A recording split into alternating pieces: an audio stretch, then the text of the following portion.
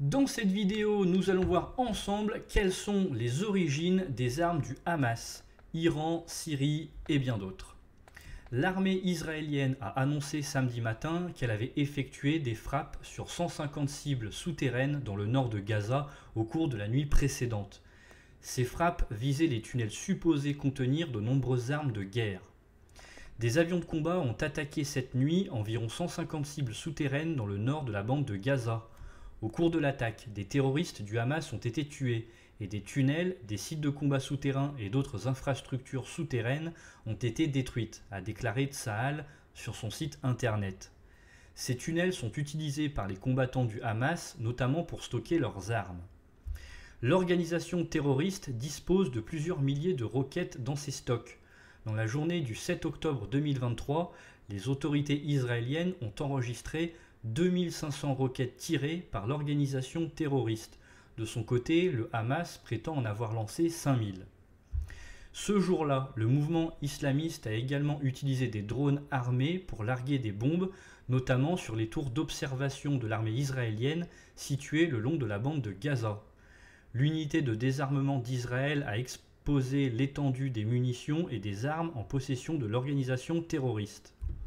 Le 26 octobre, l'armée israélienne a présenté aux journalistes les armes trouvées sur les dépouilles des soldats du Hamas, après l'attaque du 7 octobre.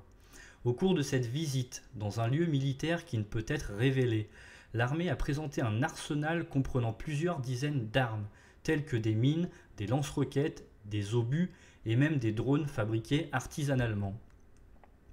Un responsable de l'armée israélienne a déclaré « Je pense que 5 à 10% de ces armes ont été produites en Iran.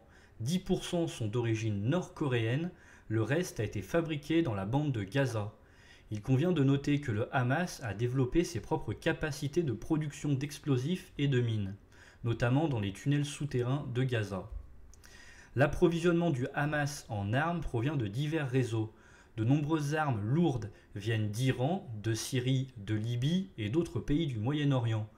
Les fusils d'assaut proviennent notamment de Chine, des pays de l'Est et des stocks israéliens saisis au cours des combats. Un commandant de l'unité de production militaire des brigades Ezz-e-Din al-Qassam, le bras armé du Hamas, a affirmé en 2020 lors d'un reportage diffusé par la chaîne de télévision qatari Al Jazeera que les armes nous parviennent par voie terrestre ou maritime. Un grand nombre d'armes proviennent d'Iran. D'autres pays comme la Syrie et le Soudan ont joué un rôle dans l'armement de la résistance. Ces armes sont introduites dans la bande de Gaza par le biais de réseaux de contrebande. Les vidéos de propagande du Hamas montrent les tunnels souterrains sous Gaza par lesquels elles transitent, à quelques dizaines de mètres de profondeur. Ces tunnels sont actuellement ciblés par l'armée israélienne. Merci à tous et à toutes d'avoir suivi cette vidéo, j'espère que vous l'avez appréciée, n'hésitez pas à m'en faire part dans la section commentaires, à partager, à liker, si vous souhaitez me soutenir, vous pouvez vous abonner à la chaîne YouTube, activer la cloche des notifications pour être au courant de chaque nouvelle vidéo. Bonne soirée à tous et à toutes, à la prochaine.